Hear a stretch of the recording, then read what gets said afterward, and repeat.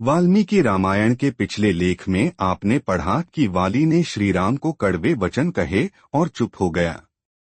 अचेत हुए वाली ने जब इस प्रकार विनयाभास, धर्माभास, अर्थाभास और हिताभास से युक्त कठोर बातें कहीं, आक्षेप किया, तब उन बातों को कहकर मौन हुए वानरश्रेष्ठ वाली से श्री रामचंद्र जी ने धर्म, अर्थ और श्रेष्ठ गुणों से युक्त परम उत्तम बात कही। राम ने वाली से कहा, तुम आचार्यों द्वारा सम्मानित बुद्धिमान वृद्ध पुरुषों से पूछे बिना ही उनसे धर्म के स्वरूप को ठीक ठीक समझे बिना ही वानरोचित चपलतावश मुझे यहाँ उपदेश देना चाहते हो। पर्वत, वन और कानों से युक्त यह सारी पृथ्वी इक्ष्वाकुवंशी राजाओं की है। आथ वे यहाँ के पशु पक्षी और मनुष्यों पर दया करने और उन्हें दंड देने के भी अधिकारी हैं। धर्मात्मा राजा भरत इस पृथ्वी का पालन करते हैं।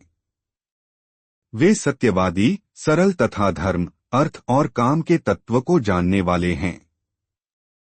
वे समूची पृथ्वी का पालन कर रहे हैं।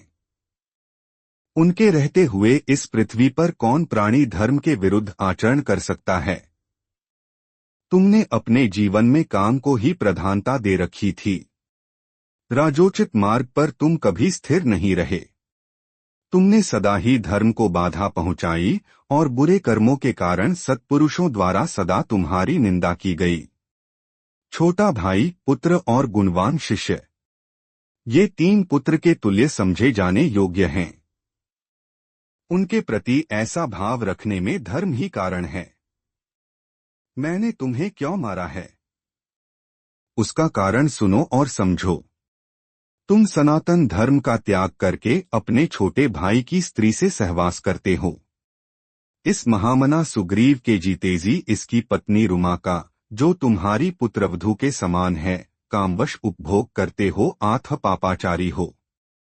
इस तरह तुम धर्म से भ्रष्ट हो स्वेच्छाचारी हो गए हो और अपने भाई की स्त्री को गले लगाते हो।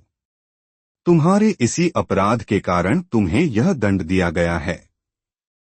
जो पुरुष अपनी कन्या, बहन अथवा छोटे भाई की स्त्री के पास कामबुद्धि से जाता है, उसका वध करना ही उसके लिए उपयुक्त दंड माना गया है।